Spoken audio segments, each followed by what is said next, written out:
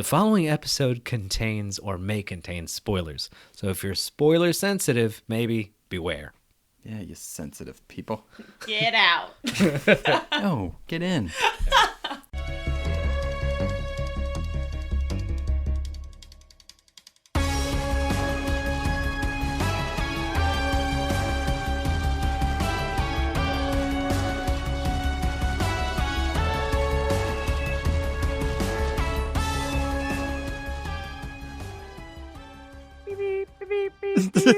Morse code. I don't think that's what he meant. That's not what I meant. Do you know how to do SOS, by the way? Let me do SOS real quick. Isn't it? It's like 3 dots, 3 dashes, 3 dots, or the opposite? Yeah. Oh, good job. Okay. Beep, beep, beep, beep, beep, beep, beep, beep, beep. You and me, we're so good at that. We could call for help if we needed to. We totally could. We'd probably be dead. I mean, Kayla, you're going to have to do that because we can't see you. So I'm glad you know how to do it. That would be so fucking cool if she just did all the episode in Morse code. No, it would take forever. No, it wouldn't be good. It would be cool. Welcome to the Phantom Zone, 3 fans, 1 podcast, and a sea of comics.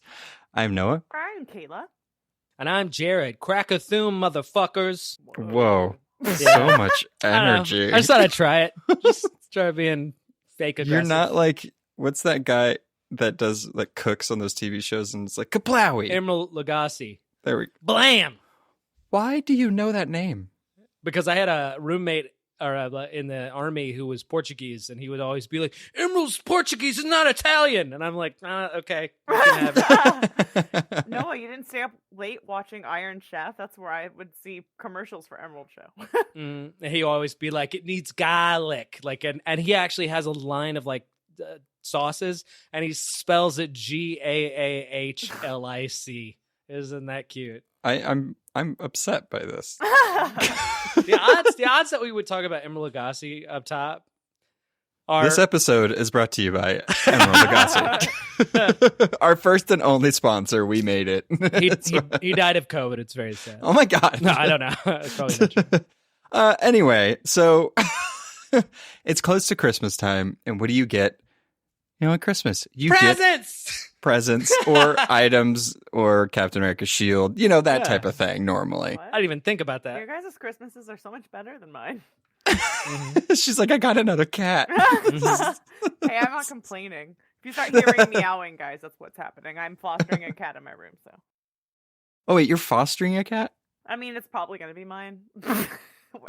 Let's just say we're not trying that hard, but. She just stole a cat, and she was like... That's great. It's true, though, because a lot of times items will give a superhero their powers or make them be like have their identity. And Kayla will use her power of having a lot of cats to be Cat Lady. And she's like just really scary. I prefer Cat Queen, actually. So. Yeah. Ooh, there we go. Also, yeah, Cat Lady's too close to like Cat Woman. Mm-hmm. So I agree with Kayla. Anyway, this episode is not also brought to you by the Humane Society. That's true. So yeah, we're talking about objects. We did one for DC, and we figured we need to, you know, show some love for Marvel as well, because we don't want them getting mad. Jared. But that's not what happened. What happened was we wanted to. What probably happened, I don't remember, but what probably happened is I wanted to do a Marvel episode, and I was like, well, I'll just tell Noah we should do a DC one, and then I'll get to do the Marvel one afterwards. That's actually not true. This is a Patreon pick, remember? Yeah. We split it into 2. Yeah, so the first Patreon pick, because they wanted us to do, you know, accessories and gadgets and stuff like that. So we're like, you know what, we could do this, you know, break it up, because there's too many good items out there, too many good objects, weapons and stuff that these characters use. So we split it into 2, and now this is your last pick. So there's too many items for any one universe. There's too many items for one. I had a hard time narrowing it down. I know. You saw the serial killer list that I made. Oh, all the items. For the listeners out there, I know we keep going off of tangents at the beginning of this one. You're welcome. But Jared's lists, when we come up with an episode, he literally, because we'll discuss what we're going to do, and then he's like, oh, I'll have a list for you guys. And I'm always surprised every time. I open it, and I'm like, why is this 17 pages? And it's not even, it's just straight down. Yeah. with links and everything. I'll open Yeah. it in my locker at work like I did today and be like, oh, I don't have to do any research. It's all right here. And that's Right. that's all from the McCorkle noggin too. That's not.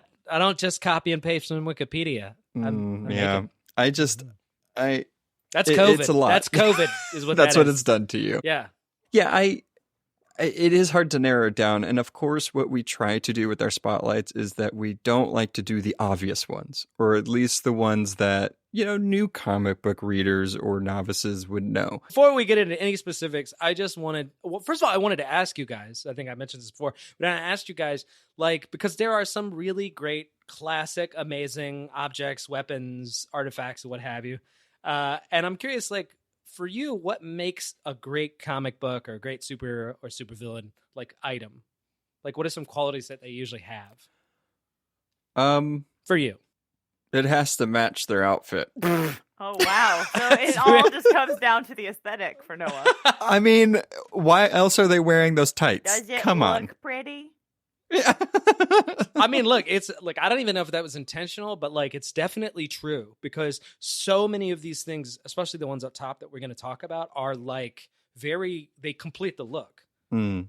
Even if they don't completely match color wise, it's when you even see some of these characters' profiles, you're going to see I don't know, it's also in the silhouette.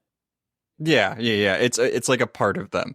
I mean, I think that, seriously this time, I mean, I think a good object, if a character is going to have one or a weapon or something that is either gives them power or enhances it, I mean, it has to make sense, I guess. I think that ones that have a hard time having objects or constantly have a new interpretation of it and it's never really stuck. I think that's a little I don't really care about this object. Can I name a deep cut there? That it's actually from DC, but it just reminds me of one that doesn't make any sense to me. Artemis in the late in New 52 has this big old battle axe for no reason. Yeah. That's the exact Are you character serious? I was thinking about. Yeah, it's so weird. Well, look at that. It is weird. It's just bow and arrow. I mean, when people think of, even just if you're thinking about mythology and stuff like that, Artemis, bow and arrow, why? What happened? I mean, I guess they do have too many archers. Yeah, but it feels like they could have. There's a lot of stuff that would fit within the Amazonia aesthetic, like spears or the Xiphus kind of the short swords or whatever that would have worked. Yeah, I agree. It's just weird, but yeah, it's got to make sense for the character. It's got to be an extension of who they are. I also wanted to mention what we're going to see here, less so in this episode, more in the DC one, is that I also think an interesting way to sort of separate these is that a lot of times items will Wait. Kayla didn't answer. Oh, that's a good point. No, you guys. I wanted to stop you before you got too far. Keep going. That's Well, fine. we'll circle back around because this is almost a brief aside anyway. Because I was going to say one is that a lot of these items are the sort of property of one character or one legacy. You'll see that sort of time and time again. But then other items that are more like MacGuffin kind of stuff that's out there in the universe, oftentimes very powerful and story driving. That nobody really owns it. The Infinity Gauntlet is a great example. I love one we're not really talk about much. It's just the ultimate. It's called the Ultimate Nullifier. It's it's basically MIB's noisy cricket. But Galactus has it and it can destroy a universe. It's just a cool thing. I love that reference.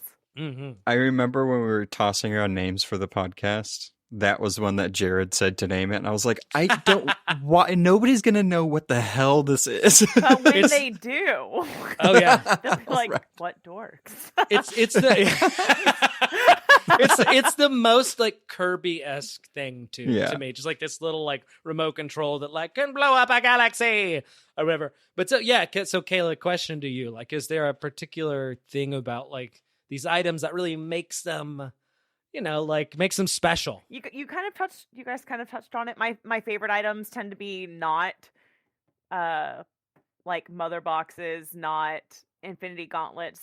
The ones that I like the most, or where I was siphoning through the choices for both episodes, is the item intrinsic to the character's origin story, or is it on basically every single page? Is it so tied up in their identity that you're oh, that it somehow becomes more than just an object? It really does become a part of that character. And so, yeah, those are my favorite. Less Invisible Jet. More golden lasso. I like to think that Wonder Woman, like her invisible jet, isn't in every panel. It's just like you can't see it. Like, Okay, you know what? That's pretty cool. I love how we talked about Wonder Woman and the DC one, and I like how it just keeps going back to her. And I think it's only because she has like a repertoire of items like that literally like it's everything so on iconic. her. It's Yeah. like, oh, okay. The sword, the lasso, the shield, the bracers. All right. Also, I just want to be clear, when we did the DC episode 2, I was like, when we were like, which one would you want? We're going to do that for this one too. Like, which item would you get? Yeah, so get ready. No. But I was like, I want Hawkman's kit. Oh, yeah. Because he's got a kit. He's got like 9 things. Well, look, that's what Wonder Woman's about. She has like 19 like different things all over. She's got like... She wears them all the time. I know, earrings that she could smash together and they blow up the planet or what. I don't know. She's really good at accessorizing. Very much. So good. Anyway, okay, but that was good. So anyway, no, but that was a good segue to, because we're going to get kind of into our main, the items in Marvel Universe that you have to talk about. And I think what Kayla said, I think a couple of things there sum up maybe the first like big item. Noah, you want to like introduce our first big item? You could have just introduced it because now it's awkward. I know, but I want to I'm like, hey, and I'm handing the torch to Noah, but it's not a torch. It's something different. It's a shield. Okay. We could have, We'll get it. We'll get it. Yeah, I mean, so Captain America's shield, that I think what Kayla had just said, the extension of the character, like, is it in everything? Is it a part of that character? It absolutely is. And even when he has legacy characters, so like when Sam Wilson, he had to have the shield. Even though his costume was completely different and he still, had the wings and everything, you have to have the shield with that. And it's not Captain America without his shield. Mm-hmm. Or a pistol sometimes. Cool. It's made out of who knows at this point. By the way, I want to be clear. When I was growing up, it was adamantium and some special substance. You didn't know what. And then they changed it or it's moved around because like it was adamantium and vibranium and something. And like, I think since the MCU especially, they've like taken the adamantium out of it and they've like made it mostly vibranium. Mm-hmm. Yeah. Of only vibranium. I mean, it kind of makes sense because vibranium. Well, no, it doesn't, because vibranium absorbs kinetic energy. So how is it bouncing off of things? Nobody knows, but so it doesn't make sense. But it makes sense in the other direction, which is it also explains why Cap can like block like really powerful stuff. So it's like I don't know. Vibranium is basically a magical metal anyway. It does whatever the writer wants it to do. This is great, perfectly symbolic for Captain America too, by the way, because also his character, he's like the Shield of America, which isn't, nobody calls him that, but I'm just saying, like, it feels like what he is. Yeah. I have to mention too, by the way, this has got to be the most user non-friendly item that we're going to talk about. Like, can you imagine using his shield in combat? I mean, like hitting somebody, maybe. I don't have enough of a mastery over, like, physics. I mean, it's almost akin to like Catwoman's whip, because you have to know how to use it. Yeah, you could probably shield yourself. But I don't think you could really just automatically know how to be offensive with it. Well, and like it's the one part why I don't think you got it offensive. It worked. Anyway. I was like, did I say that right? No, it is correct. Yeah, it's just you don't hear it. But like it's weird because like I'm not saying Sam Wilson shouldn't be able to use it, but a big explanation for Cap's ability to do that is kind of like the super soldier serum. He has super ass reflexes. And like he can, you know what I mean? But it's fine. It's comic book. They're like, oh, you want to be Captain America? Here, go through this terrible process of getting this, and then you can be Captain America. So you have your PhD in physics and mathematics. Are you really good at pool? All right, so next one. We, of course, can't not mention this one because it's Thor's hammer. It's the best item that's ever existed in this or any other comic universe. Yeah. I feel like out of a lot of the items, it's one of my favorites only because I feel like a lot of like the stories that revolve around it are actually good. Yeah. You always feel the need to qualify your like of Thor stuff. Like, I like this, but only insofar, and I bracket it this way. It's because Well, first of all, I want to hear you guys pronounce it. Oh. Mjolnir. What is it? Mjolnir. Not bad. No. Kayla, you want to try? Because she's like, that's how I was going to say Yep. it. The common like anglified transliteration is like Mjolnir, Mjolnir. but the poetic eddas, it comes from Iceland, and it's also like ancient, but it's pronounced like Mjolnir. Oh like my- it's like because they roll their R's at the end. It's a Well, very. why would I know that? I just think it sounds. It's like a very weird. So Thor's hammer. Yeah, Mjolnir. I mean, I think I do like that it hasn't really changed in what it looks like. You know what I mean? Like So important. it's not like Captain America's shield where that's changed. It's not, the colors really haven't changed. It's literally just like a stone hammer with some leather on the grip. That's it. I will say that the handle used to be longer for like the first 5 or 6 issues, but still, to your point, and it's gonna have a consistent image. But yeah, I mean, look, I love this thing so much because you can crush giants with it. But I think 2 important things for the purposes of the broader discussion here that I think are cool. Mjolnir has like 2 things you see in a lot of like items, especially in like fairy tales. One is it's got the worthiness enchantment, which it's like special to Mjolnir, but it's also like a pretty common sort of thing. Right. Like if these items don't have like they either have a really high bar to entry, or they have technically like magically only. It's King Arthur's sword. Exactly. Yeah. It's very Excalibur. And then the other thing is like it's the magical item that transforms the seemingly normal person into the superhero. Now, Thor himself kind of grew out of that, and then you find out he's been Thor all along. But like a lot of characters have picked up Mjolnir. Yeah, he's 5,000 years old, but it grew out of it. Yeah, he's like, you know what? He was Thor all along. But other characters have picked it up. Jane Foster's a great example. Eric Masterson, and then like you get to become Thor or somebody that has his powers at least. I mean, it's a good one. I don't think nobody has anything like it, and. Yeah. Jared's not allowed to pick this one when we have to pick our items.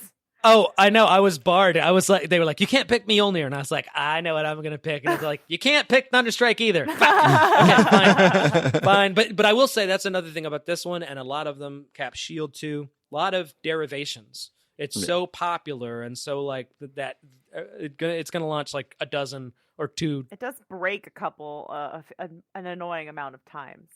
There's a writing trope. You might know this, where it's like once you set something as like invincible, then it becomes like a target to be broken. Yeah. And there's a lot of versions of that in writing, and you'll see it like there's so many Captain America's shield gets broken. Look at the end game. Yeah. No, exactly. So yeah. I mean, speaking of broken, Iron Man's armor. Okay, but that one makes sense because he makes the armor and he's constantly making modifications. That's like his thing. Do you remember when he fought Thanos though, and you're like, why did he make this armor out of candy? Yeah. Why is it disintegrating? Yeah. I know it's supposed to be Thanos is really strong, but it also Yeah. I mean, I think the biggest difference with this type of object, and this is technically armor, but is he makes it. But the cool thing about it is that he can make it into anything he needs it. Yes. Yeah. That can be a little bit of a drawback depending on the story. So it's really cool. Like you got the Hulkbuster suit. Super cool. I've always loved that suit. Of course, they're going to need somebody to be able to take the Hulk down, or at least just the distract shock him. Absorption for having to make that suit so big. Yeah. No, it's totally true. And it's funny too, because like there are kind of 2 Iron Man versions. Like there's a bunch of suits. There's thousands of suits, but there's what I think of as the hard Iron Man suit and the soft Iron Man suit. And there's been a translation or an evolution more to the modular, where he can it just can become whatever he needs it to be. Right. But some writers have a tendency to stick to that more Iron Man #1 kind of thing, where he's just in. So like a bulky suit of metallic armor versus like nanobots that are form fitted. Yes, exactly. Yeah, he's very similar to the Green Lantern in that way, where it's sort of like he can kind of make anything he wants. It's not as magical or as versatile because it's science. Yeah, exactly. True. I mean, yeah, and I think that goes back to the whole. I know we talked about it, I believe, in the DC Objects one, the one where it verges on science and magic. Yeah. the Arthur C. Clarke principle, like any technology sufficiently advanced would appear as magic. Right. Sci-fi is just Well, I think in Endgame, just to, as I don't know how advanced our listeners are, and even just reading Iron Man, but it's a good example because if you look at his trajectory through the movie, by the end, he's literally has like this magic liquid armor. It's that actually does a whatever he case wants. of nanobot, blah, blah, blah, blah, blah, whatever. No, it's totally true. But I love the metaphor of it, too, because it's like Tony's wearing his own ingenuity. Yeah. Right. He's using his intelligence as the weapon. Yeah. And it manifests in the armor. You got to have a big ego to do something like that, Hell too. He's yeah. like, I made this suit. All right. And I want to say there's two more like super popular ones that everybody knows, or at least you don't normally think about them as objects or weapons or whatever. The next one is Wolverine's claws. Nice. You know, I laughed when I saw that was on the list because I did just think of it more of like, that's his bones. You can't count bones as objects. Funny you mention that, because for the longest time we didn't know that. Remember, we thought that it was just like metal. It was part of the skeleton, the Weapon X program. Yeah. He didn't have his memories, and then Magneto rips that out, and then he's like, blown claws, and we're like, those aren't as cool, but still, okay, good to know. It's kind of more disturbing. Yeah. Oh, they're gross. They're gross. Yeah, and I've always been curious with that too. It's like whenever the bone claws come out, Ew, they're I hate not them. they're not as skinny as the They're all adamantium. bumpy, So it's like though. They're a different shape too. They're like round Right. instead of But my point is like, are they coming out when those metal claws come out? Because if so, where are they?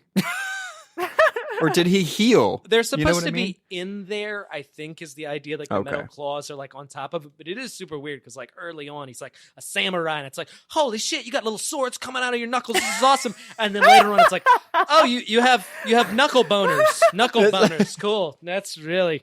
Ugh. Lumberjack from Canada is also a samurai that has knuckle boners coming out of his hands. But if we can be half serious, which is not necessary, but if we can be half serious, look, they are badass as hell. Yeah. They also, the appearance, because I agree with this isn't like a standard object you could just take out, but it's such a like item unto itself. I thought it was worth mentioning. Also, it's cool because it's what lets Wolverine like punch way outside of his weight class. Yeah. Yeah, he could punch hard, but without being also like the quote unquote the strongest metal out there or whatever. There's something so brutal about that type of fight style, brawler fight styles, and I feel like Wolverine's claws just makes the character a little darker.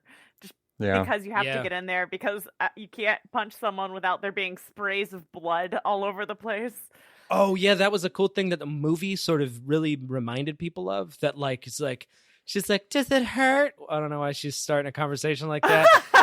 And he rubs his knuckles and he's like, every time. It's very cool. I got to say also on that retractability, it's like the coolest part of it. Is it just because you like the sounds? Yes. Snick. Yeah. I wish it wasn't though. Like he just always had to have them out. No. I think it would be hilarious. That's awful. You're such an ass. He'd be getting arrested by like security guards at the mall all the time. Sir, you can't carry those in here. It's like, dude, take those back to Williams-Sonoma. Emerald comes out. He's like, can I use you for a second? Garlic. Bam. I like how we tied that all together. Mm-hmm. Again, this is not sponsored by Emerald. Not at all.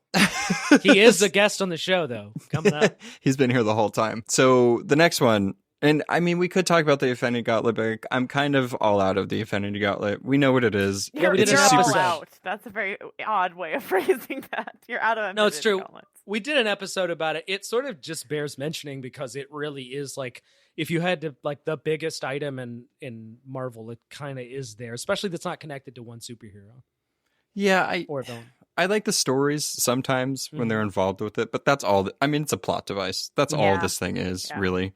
Smartest thing about it, by the way, is that there are 6 pieces of it that come off that can all do their own story. Exactly. When I say I really don't like the Infinity Gauntlet as an item in terms of like I would not choose it to be my favorite item. on this list for of sure. epic things. But when I think about what the stories that can be about the individual jewels themselves, I think that's where the potential is. Yeah, when Agreed. it comes together, that's the end of the story. Yeah. Oh, and it ends the world. The end. I guess that's cool. That's all it's used for. I mean, who else is going to use it for actual good things? Not Thanos. Yeah, then you need a Deus Ex Machina. You need to be like, oh, Thanos hates himself. That's how.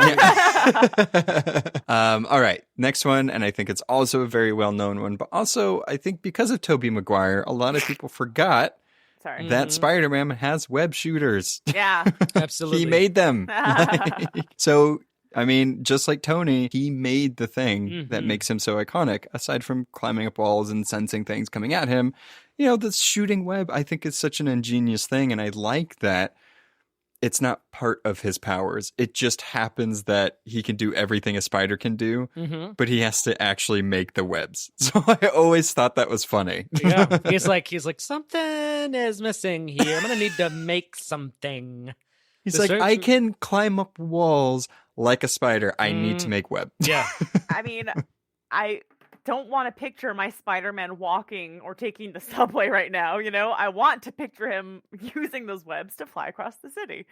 Right. The webs are so smart too, because like it makes that comic way more interesting looking. I know that's silly, but like, you take away the webs, Spider-Man is just like kind of like a flippy ninja dude. Yeah. That's cool. But like there's so much more visual variety in a Spider-Man comic. Having the villains hang from a building or like have a spider web against them, pressing them into the wall. Yeah. I mean, it's super. I just like it's such a cool thing that they did. I mean, I couldn't imagine him without them. I really do like that he makes them too, like you were saying, Noah, because I feel like my favorite version of Peter Parker is a lot more dorky and nerdy than the average like version that gets portrayed to us through media. And that's just like it's just a sign of his intelligence, like you said about Tony. That's a huge thing on why I like them also, because I think a lot of times people don't remember that he's super smart. Yeah. And I'm not saying like, you know, comic book readers and stuff obviously do know that, but sometimes even writers, and a lot of times in the movies, it feels like they have to be like, he's going to a very smart school, by the way. He's super smart. Don't forget that. It's like, writers tend to write more the witty Spider-Man instead of the nerdy Spider-Man. Right. It's because honestly, you can write a whole good Spider-Man story without doing the nerdy stuff. Yeah. Right. The first Spider-Man, the Sam Raimi stuff, I know you guys aren't hugely into those, but they're pretty serviceable. And like outside of him wearing glasses, they don't really go into it too much. It's not till the later did Andrew Garfield where he's making a thing and it explodes in its face, and it's very, right. Very true. Also, this list wouldn't be complete without the Cloak of Levitation from Doctor Strange. Well, is it that iconic? Yes! I don't know. It kind of blends into the background. I put it on there for one because I knew Noah needed a Doctor Strange thing. Yeah. But the thing about Doctor Strange, very much like Wonder Woman, where he doesn't really have one major thing. He has like 5 things. He's got the Eye of Agamotto and the Orb of Agamotto and the Blender of Agamotto or whatever. Shoes of Agamotto. Ooh, fancy.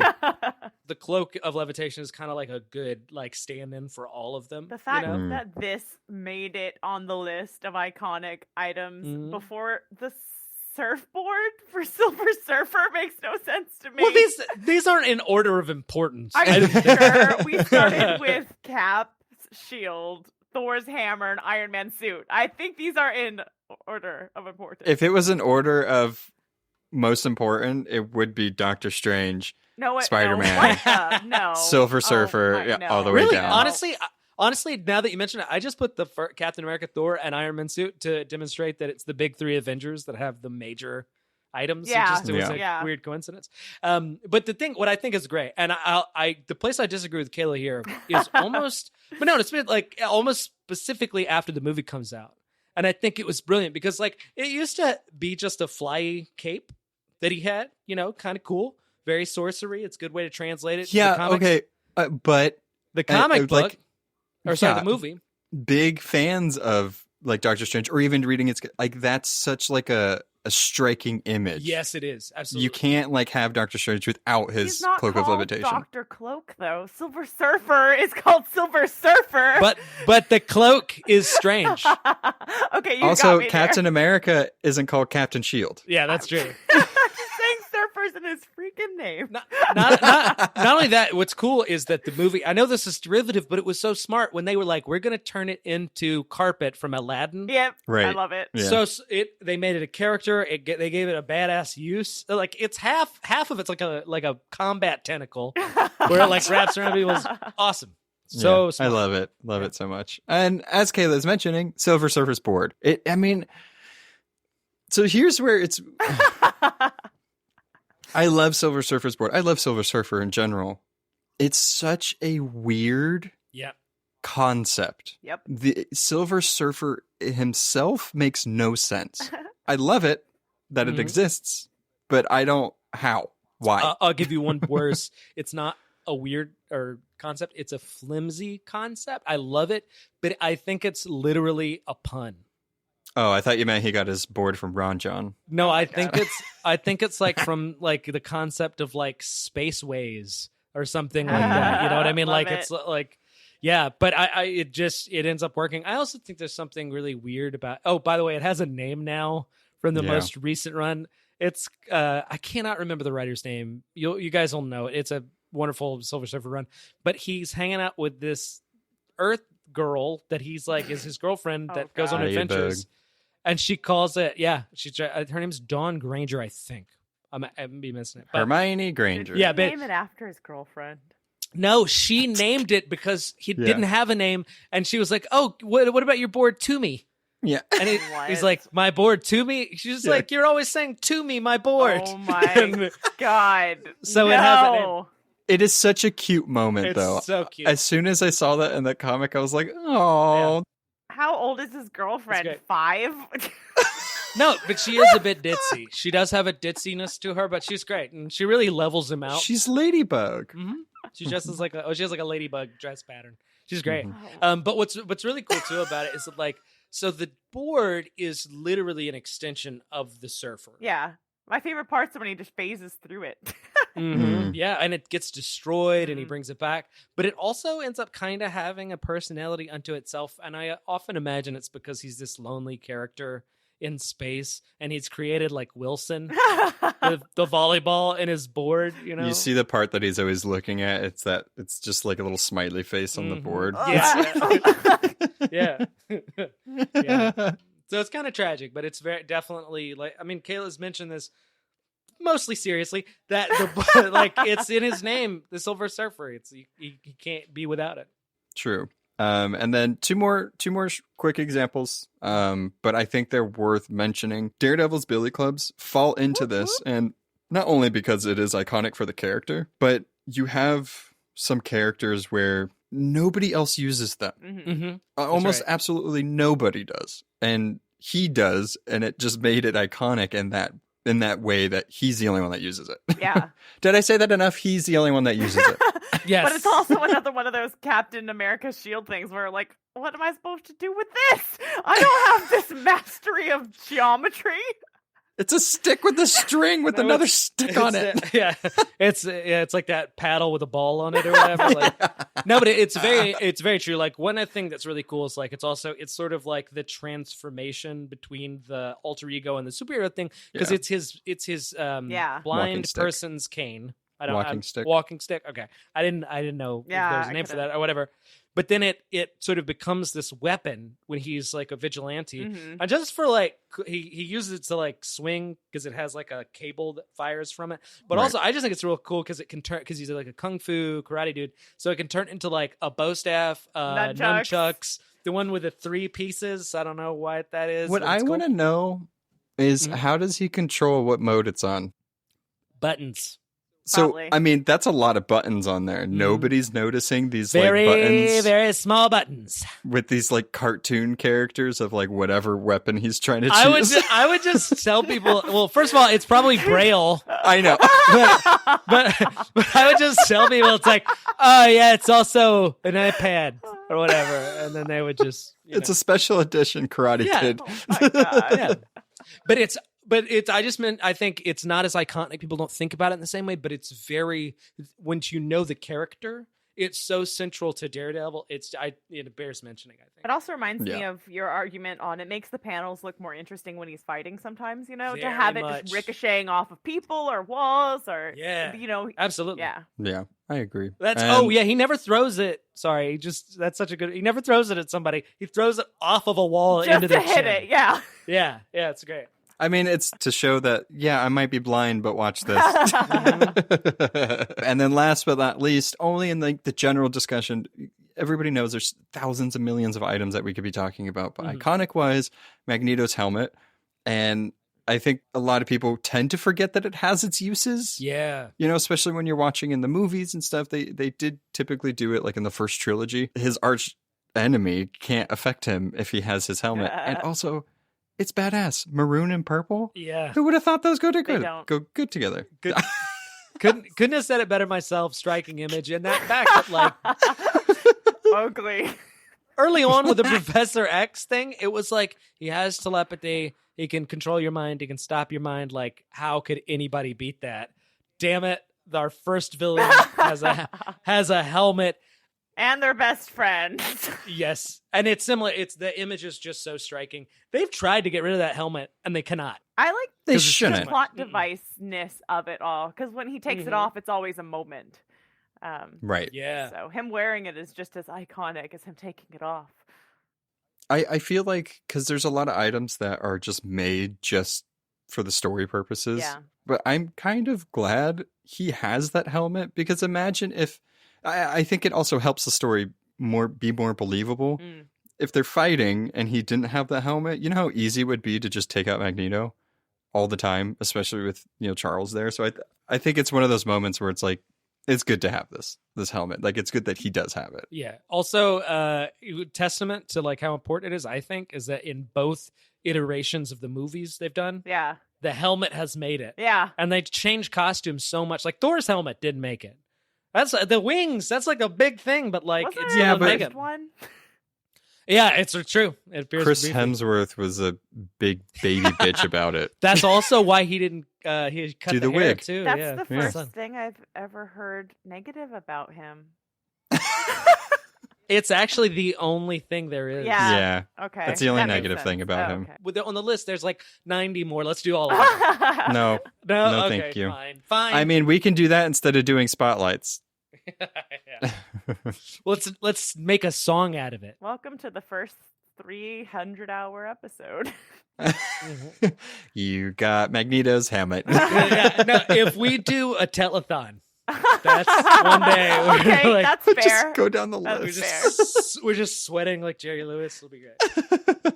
All right, so we're going to get into our spotlights, and each one of us picked out of the giant tome that Jared put on the dock which ones we liked. I already had the one that I wanted to do, and I forgot that this was an item that I could do in this type of episode. Before you do that, you have to pick what's the one that you get, not your spotlight. You got to pick one item. What's it going to be? I know what mine is, and it's not like world ending. It's not epic. It's very simple. I was looking through the list. Nothing was really jumping out until I got to Star-Lord's quad blasters, boot jets, and mask, because I feel like if I wanted to fly and fight space battles, that's the exact look that I would want. And plus, it does the same thing that Wally West's costume does when we were talking about Kid Flash, where you can see the hair. I think that would be cool with my long blonde hair. I'm just going for the look here, guys. I think that would be really awesome. True. What about you, Noah? I mean, the Eye of Agamotto. I couldn't. How could I not? No, I mean, if Jared couldn't pick anything Thor, you shouldn't have been allowed to pick anything. No, Doctor Strange. I mean, in this case, true. we could No. probably- I'll concede on that. The orb of Agamotto. I'm just kidding. I'm Should have just chosen kidding. the shoes. I don't know. I mean, I think, like what we were talking about, a lot of the items or objects or weapons, you have to be masters or they amplify their powers. Mhm. So really, kind of in the same vein as you. I would just pick something that would make me fly, like Falcon's flight harness. Yeah, those are cool. You know, like, why not? That is cool. I was literally just going through the list, like, what's the coolest flight suit? What's the aesthetic I could do while flying? So it's going to be that or Vulture, basically. Yeah, exactly. Well, it's like, what am I supposed to do with Electra's size? Like, just have them hanging above my door frame with them crossed. And here's a lot of people don't know this. Sais are a bludgeoning weapon, they're not pointy. Yeah, a lot of people know exactly. That. Yeah, it's for hitting people in the noggin. It's a bar. It's an iron bar. Anyway, you know what mine is? I got the perfect one. It's called the Staff of One. You guys know about this one? I don't think so, no. Yeah, it's from The Runaways. There's a character called Nico Minoru, and she has a magical staff. Noah's going to appreciate this. He probably remembers it. No, I know who you're talking about. Yeah, it's a magical staff, but its power is it can only do any spell once. Yeah. And she has to come up with different, so if she freezes bad guys in place, she can never do that spell again. I love that. It's so cool. And that's one of the times where it's like the way that's written is such a good idea, because then it also makes the writers have to really think about. But also, can you imagine the amount of homework you have to do if you're a writer assigned to that character? You have to have hopefully they keep a list. They also use synonyms a lot. So you might say blizzard instead of freeze. You know what I mean? Yeah. They do kind of skirt it a little bit, but yeah. They have at Marvel, they have an entire wiki of every single spell that she's done so far. That way the writers are like, okay, she's already done this. Yeah, so. they reference it. I need her to do ice. What ice words are left? She done hurricane and cyclone. Hasn't done typhoon yet. We're going typhoon. Yep. Let's do it.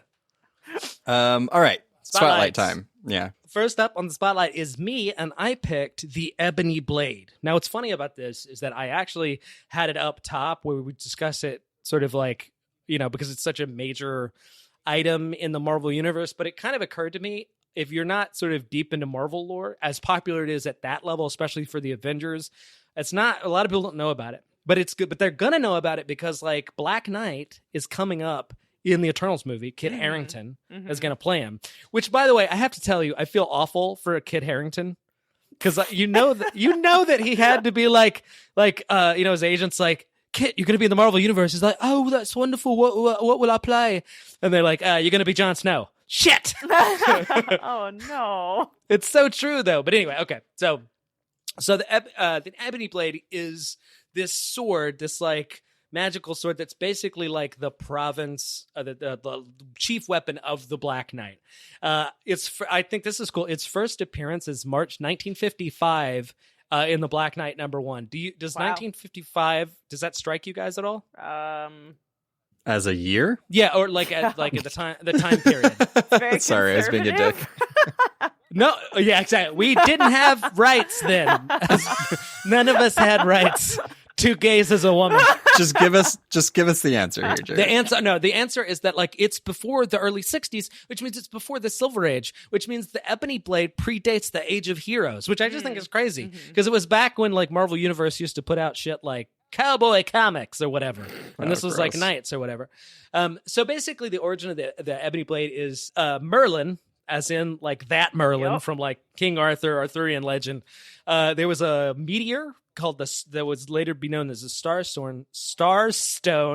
So he forges the blade out of that magical stuff. It's very much like Game of Thrones, actually, the Arthur Dane's sword. Anyway, so Merlin blesses the sword. That's kind of what Merlin does, I guess, is that he just makes swords, blesses them, and gives them to the right people, as his major thing or whatever. But if you don't know, the Arthurian legends, all the characters like Merlin, King Arthur, Mordred, all those stuff, those have been interpreted by the Marvel comics. And one of the things that I think is really cool about all this is that the Ebony Blade is the Excalibur is in the Marvel universe, and the Ebony Blade still usually gets top billing, to give you a sense of how important it is. If you don't know, it basically appears like a big medieval longsword, and I had to look this up. That's not a broadsword. Longsword or a hand and a half sword or a bastard sword, not a broadsword. So anyway, so it looks there's like a sword called a bastard sword. Yep. Yeah, long swords, hand and a half swords, and bastard swords are all kind of the same thing by different people or whatever. But broadswords is a completely different thing. And so anyway, point is, Next week we're going to talk about nothing but swords Cool. and their different types. Swords in comics. This will also surprise no one. I am a big sword nerd. Anyway, yeah, I bet you didn't even know that was a kind of nerd. But anyway, so the point is like, and I wanted to mention here, another thing that I think has held the ebony blade back as a major item is unlike Thor's hammer or Captain America's shield, like Noah observed, is that like the ebony blade's appearance has changed a lot. And I think it's actually held it back a lot. So it's hard to be iconic when the image keeps changing. Yeah, it's hard to know what sword that is. Exactly. Is that the bastard sword? Is it Excalibur? Is it, I just wanted to say bastard sword. I know. Again. First of all, a bastard sword's a kind of sword. But anyway, okay. So oh man, it's not like, well, it's the greatest sword, the sword of a bastard. But anyway, so the point, it actually just looked like really generic early on. And so I think artists have tried to like fix it and make it more interesting, but it never stuck. Anyway, so that's kind of like a problem. But I actually bet you once the movie happens, that's going to be the image in comics. Oh like, yeah, whatever they go with, because that'll especially with Kit Harington's face near it. Absolutely. Come on. Over. So, but anyway, so the point is like Merlin makes the sword, gives it powers. I'm going to go to those, get into those in just a second. But he gives it to Percy of Scandia, who was one of I actually don't know much about Arthurian legend, but apparently he's like one of the notable like Knights of the Round Table. The thing is that like apparently like 8 other people had the sword, had the ebony blade before Percy, but they weren't really notable and apparently kind of destroyed their lives. Oh. Percy ends up. You're gonna see. It's a double-edged sword. This sword. That sword is one bastard. Oh my god! It's a real thing. I hate you guys. He just loves it so much. But anyway, so it turns out like Percy also died too. Mordred killed him, but the sword would kind of go down the ages. Yeah. Mordred's a dick. Stop killing everyone, Mordred. Some would say he's a bastard. Yeah, which reminds me of a certain sword. But anyway, so the ebony blade goes down the generations until it finally gets into the hands of our Black Knight, Dane Whitman, the one that Kit Harington's going to play, who happens to be the great whatever grandson of Percy of Scandia. So he had a kid before he died? Apparently, yeah. Lucky. Or maybe it works like you could do uncles or something. I don't know. Did he have a bastard? Oh. Yeah, you're really going to have a hard time letting this go, huh? Okay, that's fine. Well, no, also Kit Harington played a bastard, Jon Snow. That's it true! all connects. No, it all no. connects. That was totally worth it. I'm no longer on this podcast. But anyway, okay, so the point is that the sword sort of bestows certain power. It creates like the legacy of the Black Knight, and it gives certain powers. It's kind of got the set that you'd associate with like magic swords. It's completely indestructible. It can cut through almost anything except for kind of other enchanted weapons. And then also, and this kind of bugs me, and adamantium and vibranium. Whoa. Mostly because like precious Captain America and Wolverine fans can't have their shit like fucked up. But also I think because they wanted several times where Black Knight like his sword hits the shield, and it's like they can't just ruin the shield forever just for that one moment. I thought whenever you said it can't go through something, I thought it was going to be something really stupid like pine wood or yellow pillows. Can't see through lead for some reason. Exactly. Well, first of all, X-rays don't pass through lead. That's why. That's just science. I don't know. But how would his alien eyes? Whatever. Yeah. It's an X-ray vision. I don't know how that works. I don't know. Why don't our eyes make X-rays? I don't know. Anyway. Why can't I see through anything? Okay. But anyway, so the ebony blade also has a few other little attributes. Like it also can this is kind of cool. He usually cuts through magical shit or immaterial things too, like ghosts or spirits or whatever. Oh my God. So that's kind of cool. He can kind of deflect and absorb energy with the sword. And keep in mind, by the way, Dane Whitman, this is kind of his whole deal is just the sword. I mean, at least for the most part. There's some few other versions and things like he's got a flying horse that he like genetically constructed or whatever. Oh my God. He genetically constructed it himself? Yeah, because like I forgot to mention, this is a classic example of the science nerd gets the magic thing, because the irony here was Dane Whitman is a physicist. And he just happens to be this sort of thing. So, like him getting... But he's not a biologist. How could he do that? Well, no, in comic books, science... If you know science, you know all science. What science does Reed Richards not know? Not wrong. That's true. Yes. Because comics. Yes, so it's got that power. But then the last thing I really need to tell you in terms of attributes of this thing is important. It has a curse. And that's a real big deal here for the story. I know. Because, of course, it has a curse. Yep. Now, there's been I'm sorry, I didn't mean to interrupt you. No, go ahead. So why do people have this sword again? Like, Well, no, that's a really good question. I'm glad you asked it because Merlin. So it's not clear whether he made it super important to their family, or if, like, a lot of times, magicians are just like dealing with fate, and they're just like a messenger of fate. So it's sort of connected to Dane Whitman and Percy of Scandia, like their family line, and they have to have it. Oh, by the way, for your information, Noah, Merlin used to be of the Marvel Universe's Sorcerer Supreme. So he's sort of like the pre-Doctor Strange. Isn't that cool? But anyway, so it's got but not anymore. It's got a horrible, yeah, exactly. Fuck him. Anyway, it's got a horrible, terrible curse, and that curse manifests in a number of ways. Usually, it's like driving people mad or making them evil. And it kind of started because Percy killed so many people that it got all dark. It turned magic evil or whatever. But this one time, and this is kind of central, it kind of like ossified. It started turning Black Knight into the sword, where he became like a stiff statue slowly. I know this is going to get silly, made out of like the metal. And if you touched him, it would cut you like you got cut by a sword. Yeah. Not something you'd want, basically. But anyway, so he gives up the sword. What? I'm not going through the whole history, I promise. But he gives up the sword, kind of does his own thing, wanders. And the sword kind of goes to all these losers and like wanders through the Marvel Universe till finally King of Wakanda, a.k.a. T'Challa, falls in his hands. Yeah, he kind of takes care of it for a bit. And then back to the present, Black Knight now is united with the sword. We're kind of back to Black Knight Classic and setting us up for the movie, by the way. And now it has kind of like a drug-like added thing. Like he's got to resist it. He's kind of addicted to it. But that's kind of the Ebony Blade. No, if you need a sword to cut through. Mm-hmm. Yeah. Agreed. Yeah. Agreed. T'Challa used it to defend his homeland against an invasion. So he didn't just have it. He like fucking used that shit. T'Challa's also used the Star Sword recently, Excelsior. They're always just like, give Black Panther special shit. That's awesome. He did use the sword. Mm-hmm. It was super cool. Mm-hmm. I agree.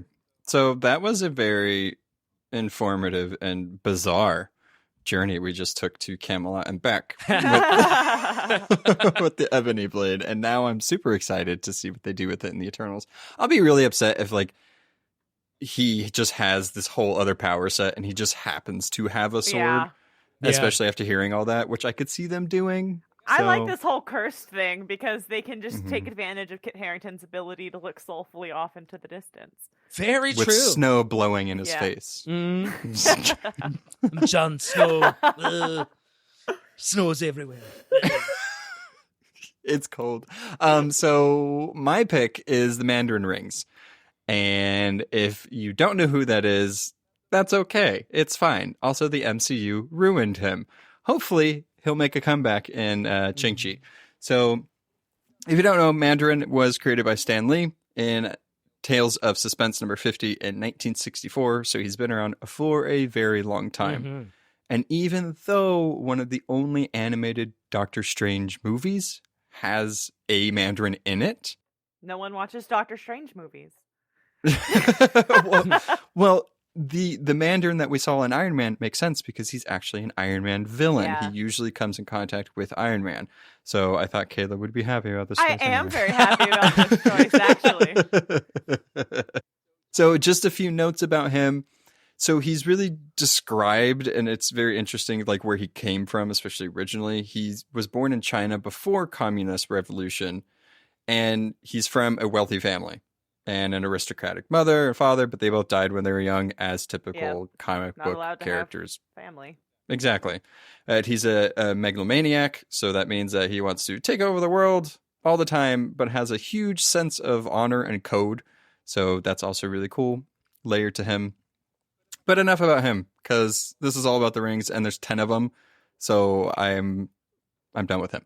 So, okay, before you get into it, can I just say, when back in the day with those Marvel trading cards, and they had a card for Mandarin's rings, and I always thought they were so fucking cool. They're amazing. And they get really weird, and they've gotten weird recently, but it's such a fascinating object because it's like so many layers, which I'll get into. So the rings were actually discovered in China's Valley of the Spirits. The 10 rings of power were actually from a dragon-like race, the Axon Kar, or I never know how to say this. It's like Makluan. McLuhan. Yeah, it's that sounds right. I Right? don't even know. It's like Fin Fang Foom's people, right? That's Exactly. it. Yeah. Yeah.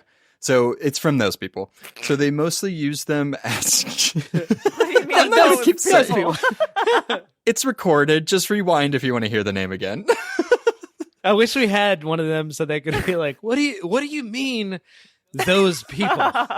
No, that's not what I meant. Anyway, so they mostly use these as power sources for their like interstellar craft engines or spaceships, whatever. But it turns out that these 10 cylinders, and I say this because they're not really rings, so that not their original purpose. They actually contain the soul of long dead legendary cosmic warriors trapped inside of it. But also, as an added bonus, they have an AI in case they get separated from their master. Green Lantern style. Exactly.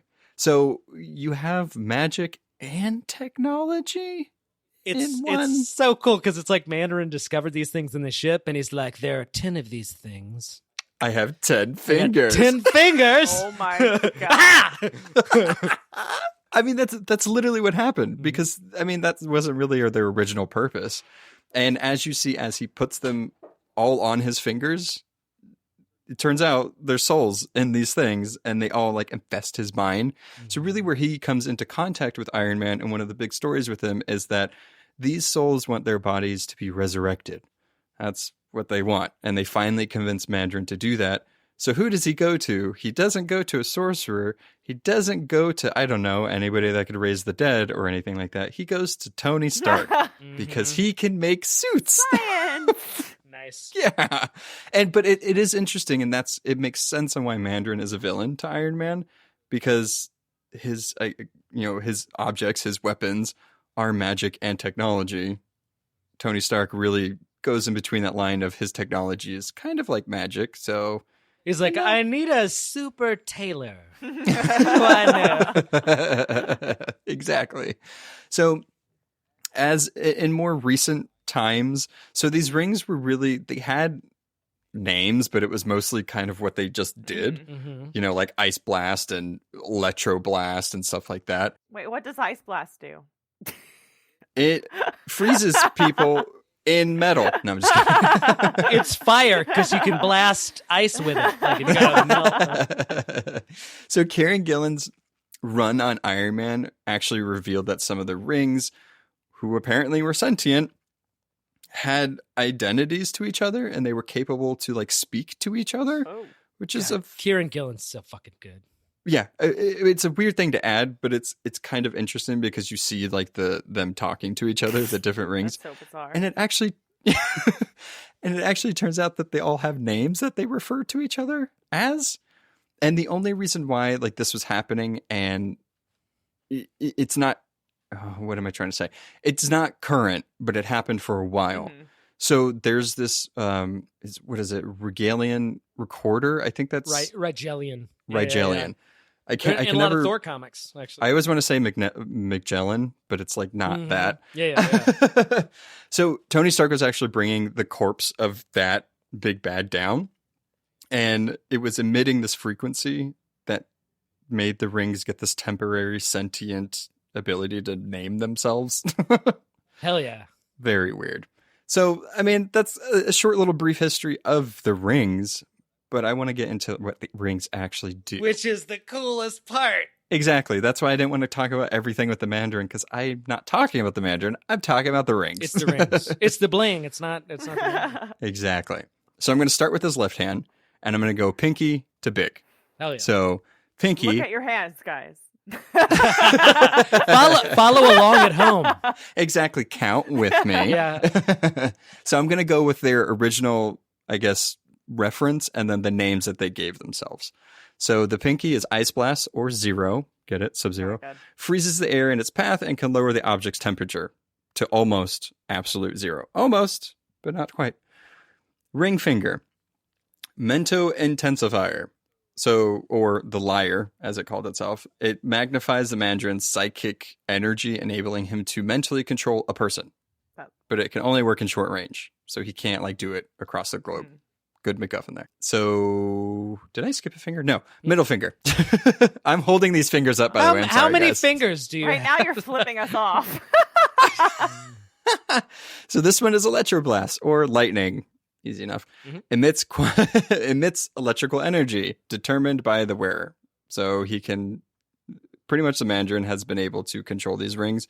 The limit is unknown. Yeah. So whatever that means. Index finger, flame blast or incandescent.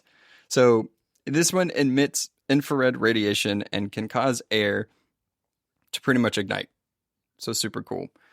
Then thumb. We're only on his first hand, guys, by the way. No, that's what's so cool about this. Yeah. White light, or I think it's like daemonic. I think that's how you say that word. I don't know. Yeah, like Daimon, like AIMON. Right. Yeah.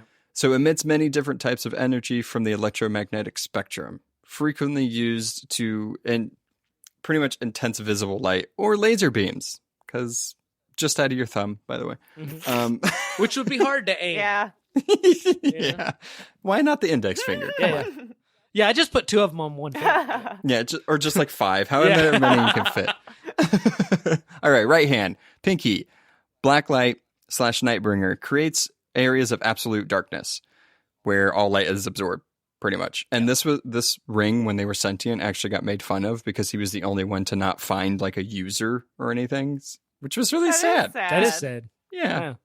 Leave black light alone. Yeah, shade powers are cool. Yeah. Like sentient Look at Shade. darkness, dark forest, that's awesome. Yeah. Ring finger. This one is spectral, so destroys bonds between atoms and molecules, causing an object's cohesion to fall apart. It's a So it disintegrator. can make things melt. That's horrible. Exactly. Yeah. Exactly. Middle finger, vortex beam / spin, causes air to whirl around and vortex at high speeds. Levitate objects. It's pretty much the Flash doing the windmill. Makes the Yeah. tornado.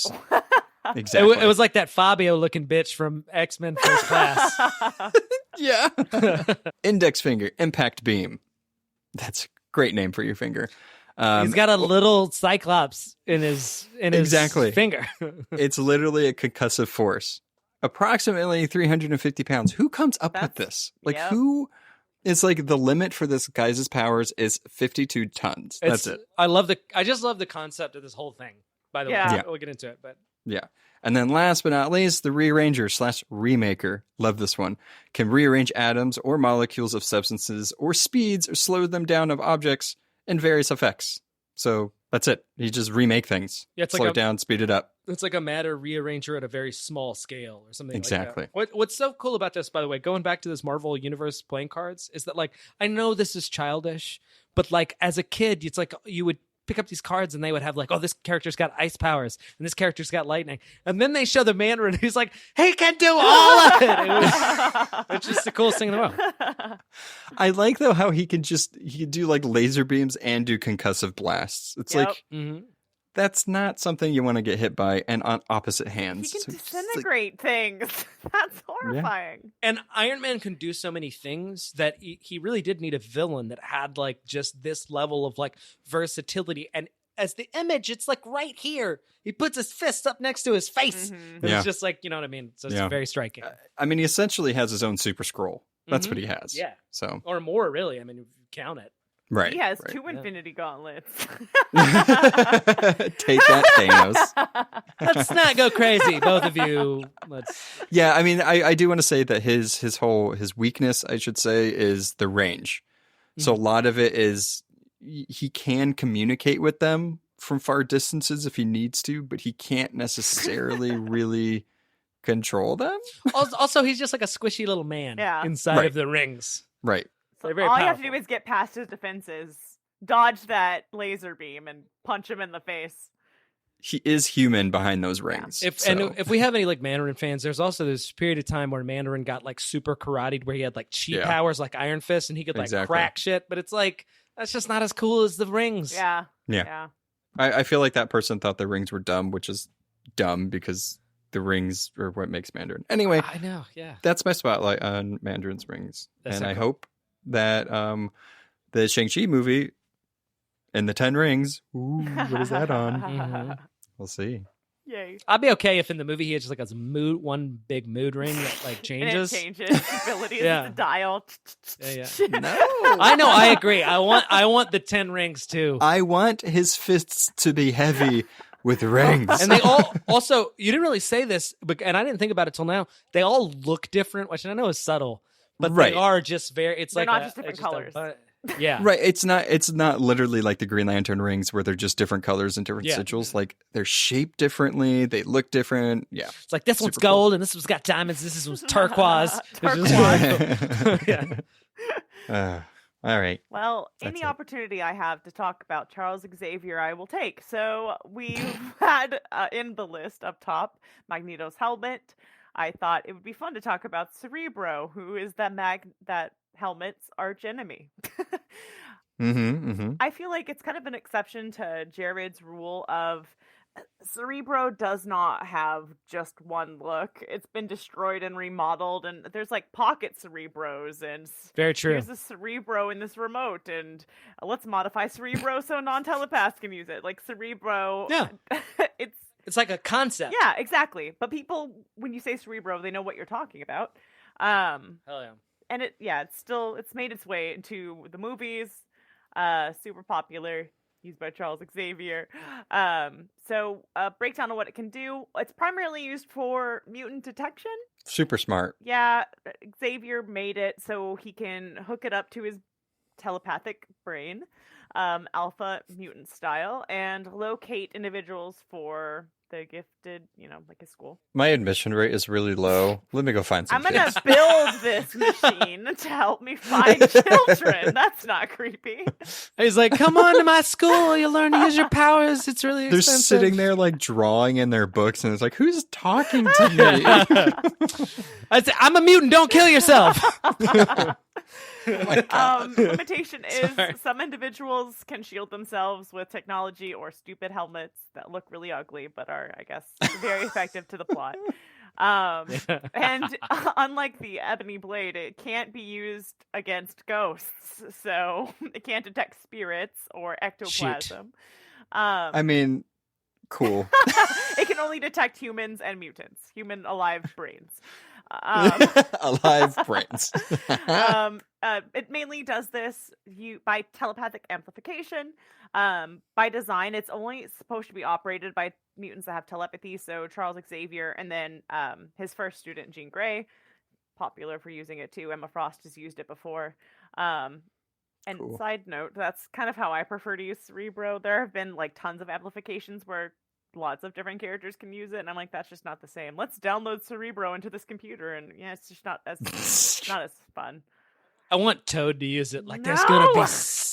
gonna be snot everywhere. Oh, It's no. like it's like download our new app now. You can find it on Apple, Google, Cerebro. Yeah. The phone app Cerebro would be terrifying. Too much power in the hands of the individual. And so this next ability, or I guess, power that Cerebro has, it was kind of added later, which is another side note. Cerebro's power and like limitations, ability, it's not ever really. Cerebro is definitely more of a concept than an actual object. Especially now. Yeah, exactly. Like writers can kind of use Cerebro in the plot however they want, and the readers would be like, yeah, of course Cerebro can do that. Mind copy is the last thing that Cerebro is capable of doing. While, like I said, Xavier originally just used it to locate mutants. According to Magneto, the helmet's ability to detect mutants is just secondary. Its main function is to copy the minds of any mutant it detects. And those copies of course. of the mind are stored just in case a resurrection needs to happen. So, plot device. I always got to do these retcons. Yeah. Cerebro's powers are kind of hard to, at least like the scope of them are kind of hard to talk about. Again, the look, it's typically a big room Xavier wheels into and puts a helmet on his head, but it can look a lot different. Yeah, like the whole mind copying thing, it's kind of neat, but I think because it's current now Yeah. in Yes. Jonathan Hickman's, and that's what he does when they resurrect the X-Men. Yeah. He just puts their mind into this empty vessel. That's cool, but it's used too much, and now it's just kind of like, Broken. okay, they can die. Like, let him die then. You know what I mean? Also, it looks weird. I don't like it. I don't like how Xavier looks right now. So I'm just going to throw that out there. Oh, yeah, that's right. I mean, I didn't think about it, but that Cerebro is like his look now, which is rare because it used to be like he was in the office and he was like hooked up to it or like in the big room, like Kayla was saying. But like now it's like just his weird thing that he walks around. It looks a little bit Yeah, I too don't like much it. like some of Cyclops' looks, in my opinion. Like the cross being there anyway. And also, he's missing his wheelchair. Like, come on. Yeah, well, It's just... Xavier's ability to walk is also retconned a lot. So, I can walk. I can't now. I can walk. that's I can't now. different.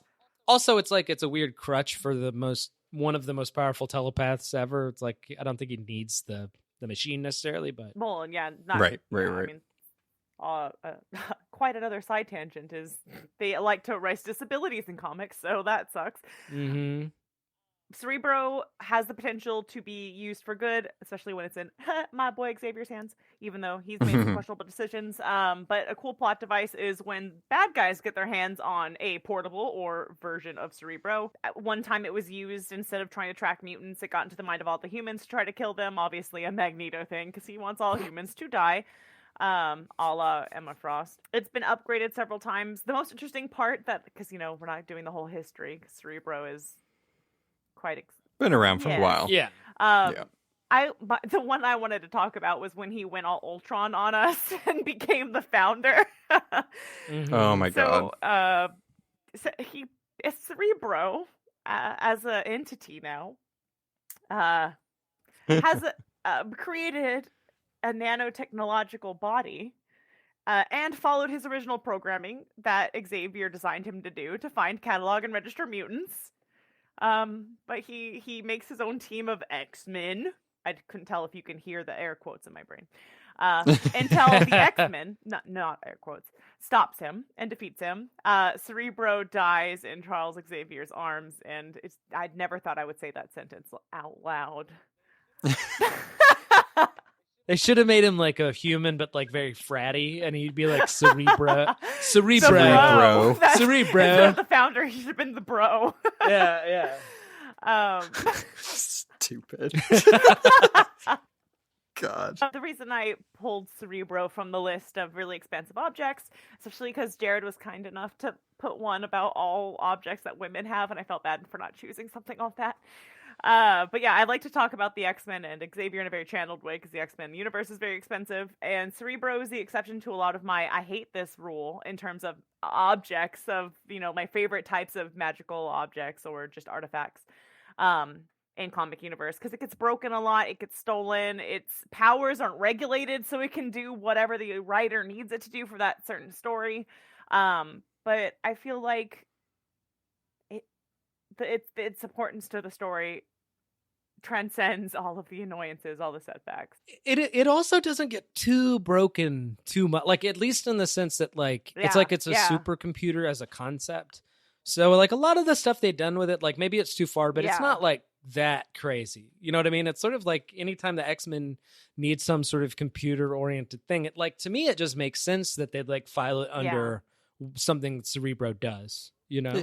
I mean, when it's broken, though, it's broken. Like, it's not even like baby steps where it's like, yeah, it can kind of like tickle people's faces. It's like, this one machine can kill all humans on the planet. Yeah. With the thought. Yeah. Right. We're talking about its images. I do say my favorite image of Cerebro is when the early ones were like a salad bowl with light bulbs. That's the best one. Salad bowl with light bulbs. We all did good picks. I hope the listener thinks so too. Yeah. All right. Comic book recommendation time. My recommendation is Black Knight: The Fall of Dane Whitman. It came out in 2016. It's by Frank Thierry and illustrated by Luca Pizzari. And I really like it. And I think it's like recent, obviously 2016. And it kind of brings us back to square one where Dane Whitman gets reunited with the Ebony Blade. And it kind of explains, like, it leans on the idea of it's kind of an addiction or like a dark thing he has to deal with. And it'll be really good prep for like an introduction to understand the character going into the Eternals movie. So get that. Very good. So my recommendation, I was actually really happy that in 2008, Joe Casey and illustrator Eric Canty, I believe it's Canty or Canetti, created this big comic, Iron Man Enter the Mandarin, leading up to the Iron Man movie. But it's, you know how when the Marvel movies are coming out, they push all these comics, and a lot of that same character is being push. This is actually ones that I felt like didn't get enough attention. I actually really liked this one. This is the one that made me remember that I liked the Mandarin. So it's almost like an origin story for the Mandarin and Iron Man, but told in a more modern way. So I love the art on this one, by the way. Yes, that's why I had to mention the illustrator. So cool. I remember this vividly too when it came out. Very cool. All right, so for Cerebro, I'm gonna go with the version of Cerebro that was the founder, the Ultron-esque physical nanobot technology version of Cerebro. It came out. It came to focus in the Hunt for Xavier event. That one kind of did Uncanny X-Men volumes. As any X-Men fan knows, it's kind of hard to pull like a single thread through a storyline sometimes. But if you get Uncanny X-Men Volume 1, it came out in, I can't remember if I said, 1998. The writer was Steve Siegel. Again, it gets very Shakespearean. Cerebro was searching for Xavier to emulate him, his master. It's kind of scary. It makes me sad. Dying in his arms. So it makes me scared. It doesn't make me sad. It's like, Father, where are you? I need to be you. I'm scared. I'm creating X-Men as well. Kill it with fire. Yeah. I'm scared. Throw water on it. Don't electronics like disintegrate. I don't know what happens. Use the ice blast ring. Yeah. 0. Yeah. Disintegrates, guys. Come on. All right. Well, that's it. A nice finish there. That's episode. It's late and I'm tired. And I hope you guys enjoyed this. Let us know what your favorite objects are. If not, then whatever, don't. But bye-bye. What an optimistic note. Thanks for listening. Follow us on Facebook, Instagram, or Twitter at The Phantom Zone Pod for more podcast updates.